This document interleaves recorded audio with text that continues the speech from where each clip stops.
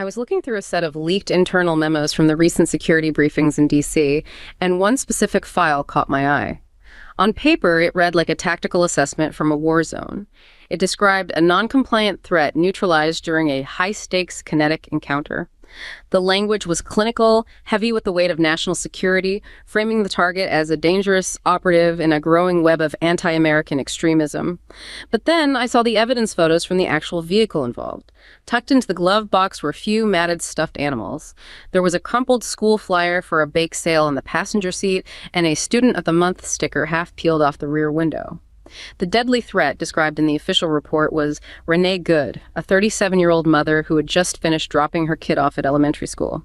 It was a jarring, almost surreal contrast. How does a morning school run get translated into the vocabulary of counterterrorism? What's fascinating and deeply unsettling is that this wasn't just a clerical error or a lone officer's overreaction. It's part of a much larger, quieter transformation. Usually, when we think about the end of a democracy, we imagine tanks in the streets or a sudden dramatic coup, but the reality is often much more subtle. Before the laws are rewritten, the dictionary is rewritten. Before the institutions are restructured, the story of who is a neighbor and who is a threat is methodically changed. This week, with the release of the 2026 counterterrorism strategy, we saw that shift move from the shadows into federal policy. It's a strategy that officially reclassifies domestic dissent as a primary national security threat, often ignoring the actual data on violence to favor a more politically useful narrative. It made me realize that the most dangerous part of democratic erosion isn't the legal change. It's the narrative conditioning that happens first, teaching us to look at a car full of stuffed animals and see a battlefield. Think about your own neighborhood for a second. Like, really picture it. Okay. Imagine you've shared a backyard fence with a guy, let's call him Merrick, for 15 years. You know this man. Right. Your lives are measured in those, quiet rhythms of suburbia, borrowed power drills, the distinct smell of charcoal and lighter fluid from summer barbecues. A casual waves over the property line when you're taking out the trash. Exactly. The man living next door to Merrick, let's just call him Elias, he knew those rhythms really well. They weren't just neighbors. Yeah. They were the kind of passive, reliable friends that actually form the bedrock of a community. Right, the kind of guy who helps you jumpstart your car in the freezing rain without making a big deal out of it. But then, the national rhetoric starts to shift. And it doesn't happen overnight. It's a gradual altering of the air pressure. Like a slow leak. Right. So the government begins rolling out what they call social cohesion bulletins. They pop up as push notifications on everyone's phone. Wow, just straight to the phone? All straight to the phone. And these bulletins introduce this very specific, jagged new vocabulary. So Merrick, who had always been a bit political, a guy who posted heavily about civil liberties and government overreach on his social media, suddenly he wasn't just an opinionated guy anymore. He wasn't just a dissenter. No.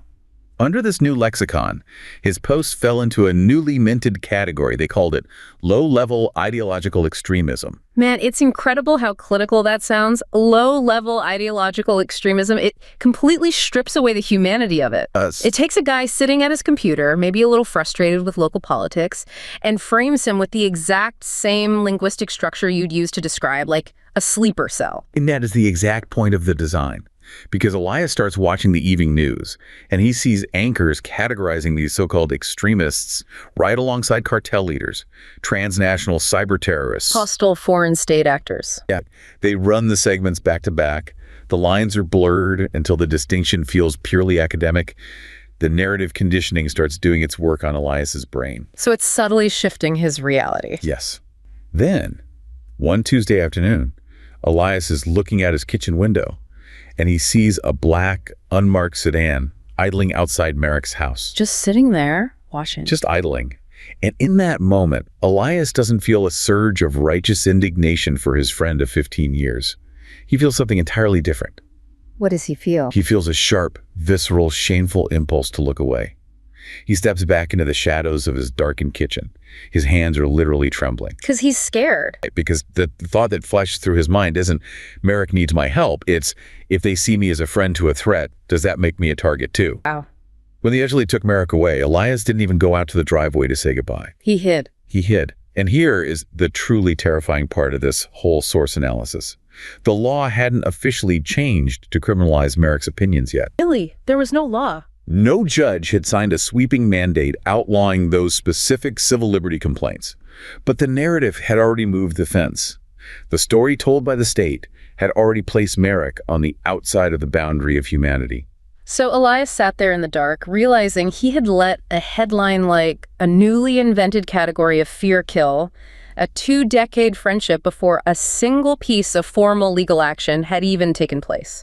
It's devastating. That slow, insidious shift in perception, I mean, that is the absolute core of what we're looking at in this deep dive. That is the architecture of narrative conditioning. Because organized harm on a societal level is never born from nothing. It doesn't just fall out of the sky. Right. When you look back at historical tragedies, and the sources talk about the darkest chapters of human history here, the Holocaust, the Armenian genocide, the Trail of Tears, the systemic machinery of American slavery. If you zoom in on the timelines, these were not sudden, spontaneous eruptions of mass violence. No, the physical violence is always the final extreme endpoint of a prolonged process. And that process always begins long before anyone picks up a weapon or signs an internment order. It starts with a fundamental rewriting of the stories a society tells itself, specifically about who counts as a neighbor and who counts as a threat. Walk me through exactly how that systemic reclassification happens, because I think for you listening, it's easy to assume that you would notice if your society suddenly decided half the population was evil, but it doesn't work like a cartoon villain announcing their evil plan, does it? It doesn't, and that's why it's so successful. It is a methodical, almost boringly bureaucratic process of reclassification. Step 1. A vulnerable or dissenting group is identified and named. They're given a label. Okay. Step 2. A threat is attached to that label. But crucially, it is rarely a specific, verifiable physical threat. If it were specific, like, this group is building a bomb, you could investigate it and prove it false. So they keep it vague. Very vague. The threat is framed as a diffuse, moral contagion, an existential risk to the way of life. It's unfalsifiable. You can't prove that you aren't a moral contagion. You can't disprove a vibe. So the group is reclassified first as dangerous. Then, as the rhetoric escalates, they're gradually depicted as something slightly less than human. Like a virus or an infestation. A plague, yeah. And finally, you reach the tipping point. They're defined as an entity that decent, patriotic people have a moral responsibility to act against. And this all happens before a single civil right is formally restricted? Yes. Before any physical institutions are restructured, the groundwork is laid in the minds of the public. Enough people like Elias, must be convinced that the threat is real, the danger is obvious, and the extreme response is completely justified. Okay, let's unpack this, because I want to make sure I'm getting this. It's easy to picture a smoky back room filled with generals and politicians consciously mapping this out like a conspiracy. But from what you're saying, the mechanism is actually much more ordinary than a centralized conscious plot. It's more about a gradual reorganization of how everyday people interpret what they see in front of them. That's the most chilling part. It operates through repetition, through subtle incentives, through institutional cues rather than direct barking orders. It doesn't force belief at gunpoint. No, it teaches a population what to notice, what to fear, and what they're allowed to excuse. The stories are repeated on the news, in political speeches, in local ordinances, until they feel like ordinary common sense. It trains the brain to automatically sort the world. Like, here is who is threatened, here is who is threatening, and here is what a good, decent citizen is supposed to do in response. Exactly. And this taps into something deeper about human psychology, doesn't it? Because why would we buy into it? Why would Elias let go of 15 years of lived experience with Merrick just because a push notification told him to? To understand that, you really have to look at the environment in which this conditioning takes place. This brings us to a phenomenon the source material calls epistemic strain. Epistemic strain. Academic? What does that actually mean when you're just a person sitting in your car listening to this, trying to pay your mortgage and get through the week? It's a fancy term for a very relatable feeling.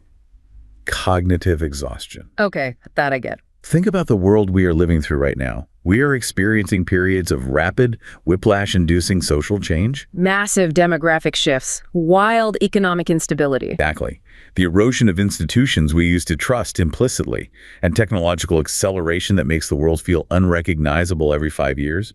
The old ways of understanding how the world works, the mental models you grew up with, they simply no longer explain what people are seeing out their windows. So the map no longer matches the territory. Trustworthy institutions start showing cracks, and rules that felt permanent suddenly look incredibly fragile. Exactly. And in that environment of epistemic strain, uncertainty isn't just an abstract philosophical problem. It is genuinely physically uncomfortable. Like a biological stress response. Right. When you don't know the rules of the game anymore, coherence becomes a biological, psychological need. You are starving for something that makes sense. That explains the terrifying psychological attraction of absolute certainty.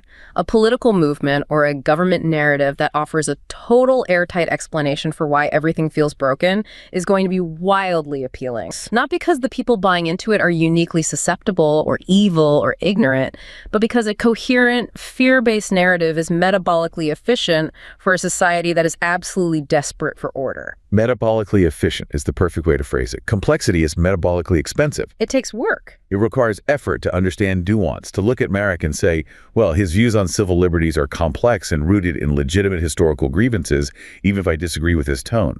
That takes brain power. High-control narratives offer a psychological bargain.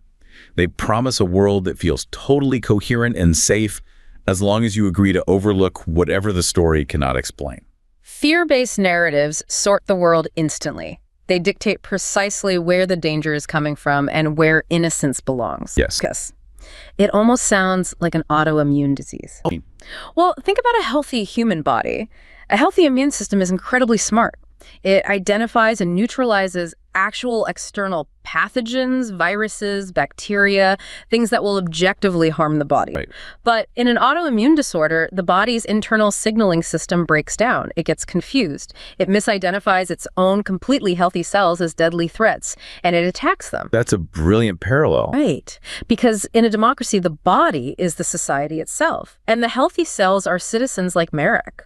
They were engaging in totally normal, healthy civic behaviors like expressing dissent, questioning authority, debating policy. Which is what a democracy is supposed to do. Exactly. But the narrative conditioning we're talking about acts as a faulty signaling system. It recategorizes these perfectly healthy citizens as lethal pathogens. And then the state turns its extraordinary, massive security apparatus inward. It attacks its own democratic fabric, destroying its own healthy tissue because it has been entirely convinced by a constructed artificial narrative that its fundamental survival is at stake. The analogy holds it perfectly because just like an autoimmune disease operates independently of an actual outside infection, this process of what academics call securitization becomes a self-fulfilling loop. Right. It doesn't actually matter if there is a real objective threat out there. What matters is the story. Exactly. Now, just to be clear for you listening, we are pulling this framework straight from the provided source material. Yeah. We aren't taking a left-wing or right-wing stance here, just reporting on how these researchers map out the mechanics of this stuff. Yeah, this is the bedrock of securitization theory in political science. And the key mechanism here is what theorists call a speech act. What is a speech act in this context? Because it sounds like just talking, but it's doing a lot more heavy lifting than that. A speech act is when an authority figure, let's call him a securitizing actor, like a president, a police chief, or a prominent media figure, invokes an existential threat. Okay. They don't just say, we have a problem we need to fix. They say, if we do not handle this specific threat right now, our entire way of life will cease to exist. They are declaring a state of emergency through language. Right. The audience, you, me, the public, must accept the discourse. We must concede to the adoption of extraordinary measures. So it's deeply interactive. It's not just a dictator handing down an edict. It's entirely based on what you and I, the public, agree to buy into. If the government gets up to a podium and says, Merrick's civil liberties blog is going to destroy America, but the public laughs it off and says, that's ridiculous, the threat doesn't exist politically. They need our buy-in. Exactly. The intersubjectivity of security is crucial. In liberal democracies, leaders usually cannot simply coerce the public with tanks and secret police right out of the gate without facing massive backlash. They need explicit consent, or at the very least, passive acquiescence. So, constructing a convincing discourse is a mandatory prerequisite. The framing of the threat is essentially negotiated with the public. And once the public accepts it, once Elias accepts that Merrick is an extremist, the state is granted permission to step outside the normal bounds of law and use extreme measures. And once that definition of a threat expands, the civic space you and I live in inherently shrinks. It's a zero-sum game. You watch the language of security creep into everyday civic life by degrees. Words like extremist or radical start covering more and more ground. The word violent starts detaching from actual physical violence and starts attaching itself to speech, to physical presence, to association, or even just proximity. The term threat drifts entirely away from specific violent acts and settles like a blanket onto whole categories of people based on their identity or their beliefs. And once security language overtakes civic language, participation itself becomes suspect. You suddenly have to prove you aren't a threat just to engage in public life. Which effectively depoliticizes the issue completely. Because in a normal political debate, there is room for pluralism. You and I can disagree on tax policy or zoning laws. We can negotiate, we can compromise. But when an issue is shifted into a security crisis, the logic becomes entirely binary. It's survival versus destruction. And in a survival scenario, there is no room for debate. Those who question the extraordinary measures, the people who say, hey, maybe we shouldn't be arresting Merrick, are no longer viewed as political opponents with a different viewpoint. They are instantly reframed as internal threats themselves or sympathizers with the enemy. If you're not with us, you're against us. Exactly. But to make this speech act work, to get the public to voluntarily hand over their rights and turn on their neighbors, the narrative needs an anchor. It needs something incredibly visceral. The abstract psychological need for certainty inevitably seeks an anchor in the physical world, something that bypasses logic and goes straight to the heart. And it connects directly to the most universally accepted, unquestionable imperative in any human society. The protection of the innocent. Yes. And that brings us to the second area we need to look at today. If Elias and Merrick show us how the fences moved between neighbors, this next part of the source material shows us how that exact same linguistic machinery is weaponized in our most mundane local institutions. Imagine a small, humid town in the American South. We are in a middle school library. The air conditioning is humming, but the silence in the room feels heavy, almost accusatory. Okay. Standing in the middle of it is Sarah. She's been the librarian here for a decade. This room used to be her sanctuary and a sanctuary for the kids. But today, she is pulling books from the shelves, her fingers grazing the worn spines, dropping them into cardboard boxes. A deeply depressing image. Why is she boxing them up? Because of a piece of local legislation that was broadly titled the Parents' Bill of Protection. At the school board meeting the night before, Sarah had watched an incredibly surreal scene unfold. Mr. Henderson, a guy she knew from around town, a man who usually spent his evenings coaching Little League Baseball, a totally ordinary guy, had stood up at the microphone and turned purple with rage. Dang. He was shouting, practically vibrating with anger, demanding that protecting our children required the immediate removal of filth from the library shelves. Now, when people hear the word filth in the context of a middle school, the mind immediately jumps to something highly inappropriate. Pornography, explicit material. Right. But he wasn't talking about pornography. He was talking about a memoir by a black girl growing up in the 1970s. A historical memoir. A memoir. Oh. But the actual content of the book had become totally irrelevant. Sarah felt this profound, hollow vulnerability as she taped those cardboard boxes shut. Because she knew she wasn't just losing books. She was losing the trust of the kids who used to whisper their secrets to her between the stacks, the kids who felt seen by those stories. But she was powerless to stop it, because the protection frame was an impenetrable fortress. Right, because how do you argue against protecting children? It's the ultimate trump card. If Sarah stands up at that meeting and says, actually, I think this memoir is valuable, she isn't seen as a professional librarian defending literature. Under this new narrative conditioning, to argue against the ban is to instantly be labeled a predator, a corrupter, or a groomer. As she listened to the tape tear across the cardboard boxes, she felt a wave of actual physical nausea. This moral panic had taken her neighbors, guys like Mr. Henderson, who she bought Girl Scout cookies from, and turned them into inquisitors. They were using the image of a vulnerable, hypothetical child as an impenetrable shield to justify the absolute erasure of anyone who looked, thought, or loved differently. She realized in that moment that once you successfully convince people that children are in danger, they will give you the power to burn down the entire world just to save them. It's a flawless political strategy, honestly, because the concept of the child in this context completely ceases to be about actual living, breathing children with diverse needs and backgrounds. The child becomes a political abstraction. It functions as an infinitely elastic container for whatever moral panic the securitizing actor wants to push. High control movements understand this deeply. No rhetorical frame in human history is more durable or more effective at bypassing critical thought than the protection of children. The sheer power of this frame is precisely that it is completely unfalsifiable. As we said before, any pushback against the censorship or any defense of the marginalized group being targeted is instantly framed as evidence of the threat itself. It becomes proof of your complicity. So if you defend the book, you must be a threat to the children. Right. Sociologist Stanley Cohen outlined the operational mechanics of this decades ago. He described moral panic as a process where public fear gathers around a supposed threat, usually a minority group cast as dangerous folk devils, and builds immense pressure for extraordinary immediate action. But the difference now, compared to when Cohen was writing, is the velocity of it, right? The contemporary difference is speed and portability. Activist groups have essentially made moral panic politics portable. You can take a broad, vague cultural anxiety about the changing modern world, pack it into a neat, fear-based script, and carry it directly into local school board meetings, curriculum fights, and public libraries across the country. The conflict doesn't have to stay abstract anymore. It follows a pre-written script, allowing ordinary individuals like Mr. Henderson to cast themselves as heroic protectors shielding children from imminent danger. Which feels great. Psychologically, being the hero saving the children is an incredible high.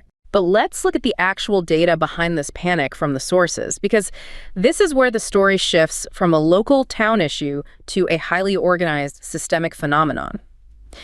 If we look at the research tracking library censorship efforts, specifically comparing the United States and Canada over the last several years, a really startling pattern emerges. The data paints a fascinating picture of cross-border contagion.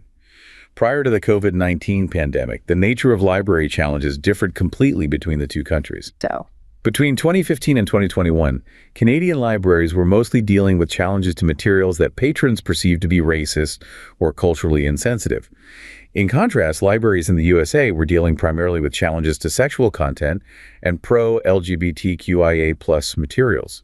Two very different cultural conversations. But then 2020 happens, the pandemic hits, everyone goes home.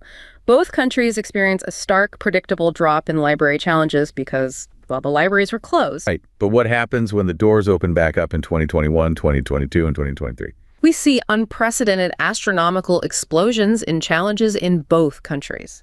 But it's not just the volume that changes, it's the target. The convergence is striking. The data clearly indicates that conservative activist organizations in Canada began systematically mimicking the actions, tactics, and specific targets of similar organizations in the USA. Let's put some numbers to that so you, listening, can grasp the scale of this. In the USA, the rate of challenges to LGBTQIA+ resources rose steadily, jumping to nearly half of all reported challenges in 2022, roughly 49.6%. Now remember, in Canada, challenges of that specific nature had historically remained at a steady, very low level before the pandemic. But suddenly they skyrocket. By 2023, the Canadian rate of challenges directed specifically at LGBTQIA+ materials reached 49.7%. It slightly surpassed the peak USA rate. It went from a non-issue to consuming half of all censorship efforts overnight. And if you dig even deeper into the data, an analysis of the specific titles being challenged provides the smoking gun for this cross-border influence. Between 2015 and 2021, if you looked at the lists of banned books in the US and Canada, they only shared 23 common titles. They're totally different lists. But in the 2022 to 2023 period, that number jumps to 62 shared titles, and of those 62, 35 involved LGBTQIA+ issues. Those shared titles went from comprising a mere 6.5% of all Canadian reported challenges to nearly a third of the entire whole. Wow. This wasn't a spontaneous, localized concern from Canadian parents. This was a coordinated push driven by highly organized activist groups, groups like Moms for Liberty in the US, and their counterparts, Action for Canada, in Canada. And the tactics they use are straight out of the securitization playbook we talked about earlier. They don't just complain, they escalate it to a security threat. I read in the source docs that Action for Canada was literally distributing pseudo-legal notices of personal liability to individual ordinary library workers across the country. They were threatening frontline staff with personal legal action, implying they were committing crimes just for having specific LGBTQIA+ positive titles in the collection. It is the weaponization of the language of protection to legitimize absolute exclusion. The rhetoric frames minority communities, specifically non-heteronormative and non-cisnormative individuals, as inherent existential threats to moral values and security. The targeted group is appraised through a lens that historically mirrors fascist propaganda. They are the enemy within, targeting the youth. Which is deeply ironic because the actual youth belonging to those targeted minority groups, the queer kids who need those books to understand themselves, are conspicuously entirely absent from this equation of protection. They are collateral damage in a war fought over a political abstraction. The state of emergency is invoked over the mere existence of ink on paper on a shelf, and it is used to justify extraordinary extra-legal intimidation tactics against librarians like Sarah. Exactly. Interesting. I want to pivot here because if I asked you to picture where a moral panic over a library book happens, what do you see? You probably picture an underfunded district, right? Yeah, maybe a town struggling with high unemployment, low education rates, a place where economic anxiety is high and people are lashing out because they feel left behind. That is the common assumption. It's the prevailing narrative. We assume moral panics are the result of ignorance, lack of education, or economic desperation. Well, prepare to have that assumption completely shattered by the data in our sources. Because the demographic data tells a totally different story. It is the exact opposite of what you'd expect. The data is incredibly revealing. Areas in the USA that are most heavily affected by organized book bans actually tend to have a significantly higher median income and a much higher level of educational attainment than the national average. Specifically, the affected areas had a median income 21.2% higher than the national median. That's substantial. And get this, 41.7% of adults in those specific areas held a bachelor's degree or higher. The national average is only 37.5%. And in Canada, during the early surge of these bans, the affected areas saw educational attainment levels nearly 15 percentage points higher than the national average. This demographic reality forces a complete reevaluation of the entire phenomenon. If these book bans and moral panics are occurring in affluent, highly educated, comfortable districts, it totally dismantles the comforting narrative that this is just an organic grassroots panic born out of ignorance or economic stress. So what does it actually indicate? It indicates that protecting children is being utilized as a highly organized, heavily funded, and fiercely strategic political tool. Right. It is being deployed by individuals who have the resources, the free time, and the political capital to organize intricate networks. To pack school board meetings on a Tuesday night. To print out pseudo-legal notices and to sustain grueling long-term pressure campaigns. It's not a panic at all. It's a calculated exercise of power. It is boundary maintenance. They are utilizing the completely unfalsifiable frame of child protection to exert hard control over public institutions and to dictate the exact terms of who is allowed to be included in society and who must be erased. And the truly alarming thing is that the exact same linguistic machinery used to box up books in a local library is actively deployed to control human bodies in the streets. Because when the definition of a threat expands beyond actual physical violence to encompass ideas, identities, and literature, then civic participation itself becomes inherently suspect. Which brings us to the third area our sources cover, the criminalization of the street.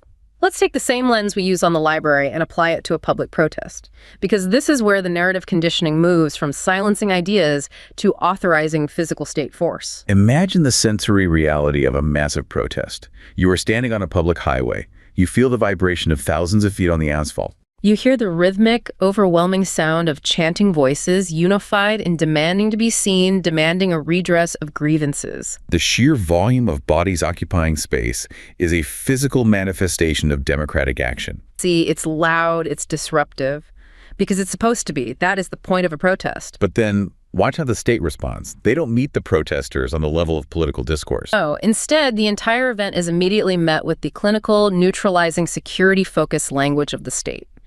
Officials step up to podiums, and media outlets run headlines deploying terms like mob rule, agitators, anarchists, and outside instigators. They systematically drain the political meaning out of the event. And the most common tactic is the extraction of a single image.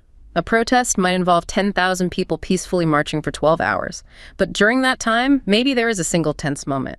A barricade gets pushed over, or a trash can is set on fire by a handful of individuals.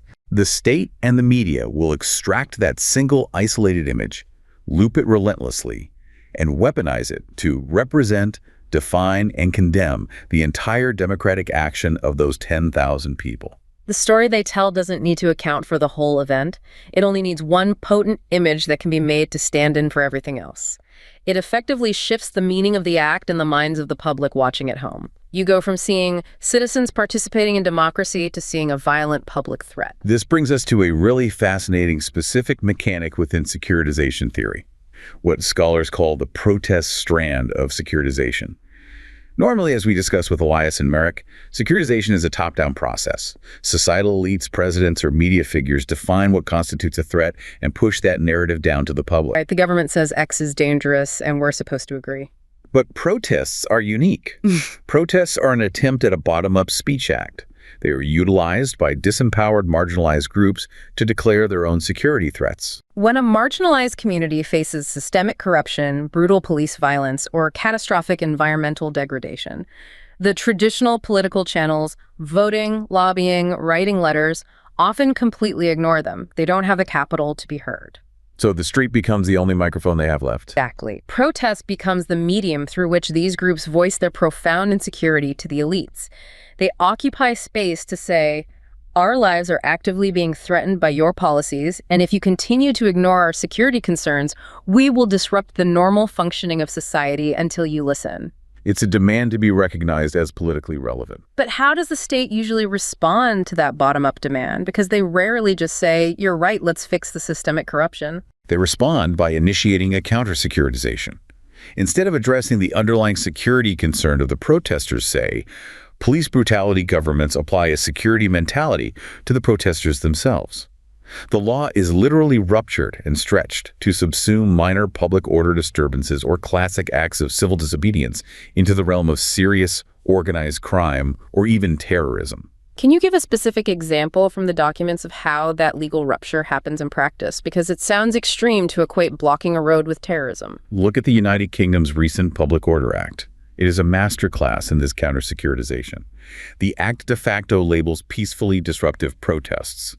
Things like chaining yourself to a gate or slow marching down a street to block traffic as serious crimes. It justifies sweeping suspicionless stop-and-search powers for the police. Environmental activists who block motorways or individuals participating in Black Lives Matter demonstrations are suddenly framed in official government discourse as existential threats to national stability and the democratic way of life. They blur the lines purposefully. They create these incredibly vague legal definitions of what constitutes a disruption, which gives the police sweeping, unchecked discretion to decide in the moment what is a legitimate democratic protest and what is a threat to the survival of the state. And it's vital to understand that the state doesn't always need to resort to riot gear and tear gas to neutralize this bottom-up speech act. In fact, symbolic violence and soft repression are often much more effective and much more palatable to the general public watching on TV. What does symbolic violence look like in this context? It looks like media framing that relentlessly stigmatizes, depoliticizes, and even infantilizes the protesters. Communicative strategies are deployed by state officials to convey messages that entirely discredit the political nature of the protesting group. They reduce complex, decades-long demands for systemic justice to mere incivilities, tantrums, or irrational disturbances. Right. Like when a politician goes on TV and says, these kids blocking traffic just need to get jobs, rather than addressing the fact that they are protesting a pipeline that might poison their water supply. Precisely. That is symbolic violence. It operates entirely at the cognitive level. It replaces the most visually shocking forms of police repression with a narrative strategy that renders the protest deeply illegitimate in the eyes of the broader, compliant public. By representing the protest as a security problem, a traffic hazard, a nuisance, a threat to order, rather than a deeply rooted political dispute, the state easily legitimizes severe restrictions on the right to protest and justifies the eventual use of police force. Labeling theory suggests that this stigmatization in public discourse is always the necessary first step. The protesters are reframed as a problem, they're completely depoliticized, and ultimately they're criminalized through both criminal codes and administrative laws. Think about anti-incivility regulations that penalize activities that disrupt business as usual, or the comfortable use of public spaces by the compliant majority. Interesting. By implementing these harsh, draconian anti-protest policies to maintain order, the state paradoxically makes actual violent social unrest infinitely more likely. Think about it like a pressure cooker. The state effectively removes the only peaceful valve that disempowered groups have to voice their existential security concerns. Right. When you seal a pressure cooker and turn up the heat, the steam has to go somewhere. Criminalizing the steam doesn't lower the heat, it just guarantees a violent explosion. When all the legal avenues for expressing grievances are closed off, when peacefully blocking a road is treated with the same legal weight as domestic terrorism, the capacity of disempowered communities to shape their society's agenda is completely suppressed. The paradox is profound and incredibly dangerous. Sub-state groups engaging in these protests have already recognized an existential threat to their community, whether it is unchecked state violence, economic devastation, or systemic injustice. Their lives are already insecure. When the state responds to their plea for security by further threatening them with sweeping anti-protest laws and disproportionate police power, it compounds their insecurity exponentially. It backs them into a corner. Yes. Exceptional measures deployed by the state almost always provoke further exceptional measures from the protesters. It escalates peaceful demonstrations into actual instances of social unrest and violence. The anti-protest policies completely fail to recognize the role of protest as a vital communication medium, and instead they treat the medium itself as the threat to be destroyed. And this brings us to the underlying logic that makes all of this possible. The mechanism of treating citizens as terrorists, of treating protests as riots, of treating library books as moral contagions, it relies on a specific type of legal and rhetorical logic, a logic that intentionally suspends normal democratic rules and operates in a perpetual, never-ending state of emergency. It requires a vocabulary that demands unanimous compliance and instantly casts doubt on any opposition. The ultimate tool for achieving this perpetual emergency is the expansion of the war metaphor. The war on terror, the war on drugs, the war on crime. We hear these phrases so often they feel like background noise. But they are not merely decorative political slogans. They are deeply structural mechanisms that redefine reality. The word war is incredibly potent. It evokes intense, primal structural knowledge of fear, violence, and conflict. It instantly establishes a strict hierarchy of knowledge. The generals know best, do not question them. And it imposes an absolute binary framework of us versus them. When a leader declares a war on an abstract concept, it automatically implies a massive diversion of resources, a blank check for funding, and it demands unanimous, uncontested action against this newly defined enemy. It entirely depoliticizes the issue. Because if we are at war, anyone who does not share or support the extreme action is instantly labeled as treasonous, unpatriotic, or an apologist for the enemy. And this specific rhetoric is what facilitates the dangerous transition from a temporary state of emergency to a permanent state of exception. Walk me through the difference between those two, because legally, based on the text we're analyzing, that distinction is everything. In a liberal democracy, the Constitution usually contains specific, highly limited provisions for emergencies. Think of a time when the survival of the state is genuinely, physically at risk. A massive external armed conflict, an invasion, or a severe internal armed rebellion. These constitutional provisions are meant to be strictly temporary. They allow the government to take extraordinary measures, perhaps limiting movement or speech for short times, purely to restore the rule of law. Like a temporary medically induced coma to save the patient. Exactly. But through the continuous, relentless securitization of issues, framing terrorism, immigration, economic downturns, or even domestic dissent as perpetual, never-ending existential threats, that temporary state of emergency becomes routinized. It never ends. And that leads to the state of exception. Yes.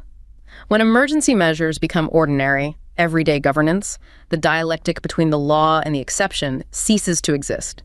The rule of security replaces the rule of law entirely. We saw this vividly in the post-9/11 landscape. Legislation like the U.S. Patriot Act or UN Resolution 1373 demonstrates how constitutional loopholes intended for brief, temporary crises are transformed into permanent fixtures of the state apparatus. The UN Resolution 1373 is a perfect example from the sources. It was passed unanimously in the immediate, chaotic aftermath of the September 11th attacks, and it radically permanently changed the international legal lexicon. It framed terrorism not as a specific set of crimes to be prosecuted, but as a global internal threat to peace and security that required an extraordinary, permanent mobilization of resources and extraordinary powers that completely bypassed traditional democratic checks and balances. In this state of exception, the executive branch heavily concentrates power. Mass surveillance expends indiscriminately without warrants. Fundamental human rights are totally subordinated to vague security imperatives. The state of exception is a realm that exists functionally outside the law. It is characterized by pure state violence, Yeah. legitimized by the perpetual, unquestionable claim of an ongoing threat. But this narrative of us versus them that fuels this perpetual emergency, this isn't a modern invention drawn up in 2001, is it? It has deep, deep historical roots. It builds directly upon the legacy of Western colonial empires and what political scholars term necropolitics. Oh, necropolitics. That sounds like a sci-fi villain's ideology. What does that actually mean on the ground? It translates roughly to the politics of death. It describes a mode of governance where entire populations are essentially treated not as citizens with rights, but as subjects to be disciplined, managed, or destroyed. They exist in a permanent state of exception. In the historical colonial context, the rule of law was entirely replaced by extraordinary, brutal measures applied to colonized populations under the paternalistic guise of a civilizing mission. So we have to brutalize you to civilize you. Exactly. The narrative cleanly divided the world into civilized states, where the rule of law applied, and non-civilized territories, where anything goes. It justified horrifying oppression. Today, that exact same structural narrative hasn't disappeared. It has just shifted its vocabulary. It has shifted seamlessly to framing the world as liberal democracies versus non-liberal democracies, or internally, patriotic citizens versus extremists. The underlying logic remains absolutely identical. For the greater noble purpose of securing civilization or democracy, exceptional extra-legal measures and violence are deemed entirely necessary and justified against them. Wait, so if a liberal democracy is supposed to be all about human rights, due process, and the rule of law, aren't we basically destroying the village to save it? How do they legally justify using extreme violence to protect peace? This exposes the fundamental contradiction at the heart of the whole system. It is the deep antinomic essence of liberal democracies. There is an inherent willingness to use extreme violence and suspend human rights entirely in the name of securing freedom and democratic values. Drone warfare serves as the absolute perfect encapsulation of this paradox. Because the deployment of lethal force across sovereign borders without a trial, without due process, resulting in the frequent deaths of civilians, it is justified through the highly sanitized legal jargon of a just war. The core principles of armed conflict, necessity, proportionality, and discrimination between combatants and civilians are routinely and systematically violated. The state utilizes the most exceptional measure possible, the use of lethal force outside of an active declared battlefield. And they do it to purportedly secure the very liberal democratic values that strictly prohibit such actions. It is an act of self-destruction engineered in the name of preservation. Liberal democracy promises peace, human rights, and the rule of law as its core selling points. Yet through this process of securitization, it constructs a mechanism that demands the violation of those exact principles to defeat threats that it has framed as existential. The drone warfare campaigns, in places like Pakistan, for instance, operated completely outside the bounds of traditional legality. They were legitimized solely by a macro-securitization framework, a grand narrative that normalized the use of force as an eternal, unquestionable reality of modern governance. But this approach doesn't actually diffuse democratic values, does it? It acts as an incredibly potent recruitment mechanism for actual extremism. By demonstrating a blatant, deadly disregard for the very rights it claims to uphold, it proves the extremist's point. The rule of violence successfully masquerades as the rule of law. And this leads to a terrifying question about the trajectory we are on. If the end of history was supposed to be the universal triumph of liberal democracy, are we actually witnessing liberal democracy engineering its own self-destruction by enthusiastically embracing the tactics of authoritarianism? By prioritizing security above all else, the legal framework is compelled to self-restrain. The Constitution itself puts the law at the total disposal of security purposes. The state places itself permanently above the law, operating in a constant, agonizing struggle against the very legal limits it established to protect its own citizens. The ruins of the rule of law are left behind as the hegemony of securitizing actors endlessly expands. And this is where we must draw all these threads together from our deep dive today. The reclassification of the neighbor as a threat. Elias turning his back on Merrick. The weaponization of children's safety to ban books and silence minority voices. Sarah boxing up memoirs, and the framing of peaceful protest as acts of terrorism, the criminalization of the street. These are not isolated, disparate political issues. They are deeply interconnected symptoms of a single, massive, systemic transformation.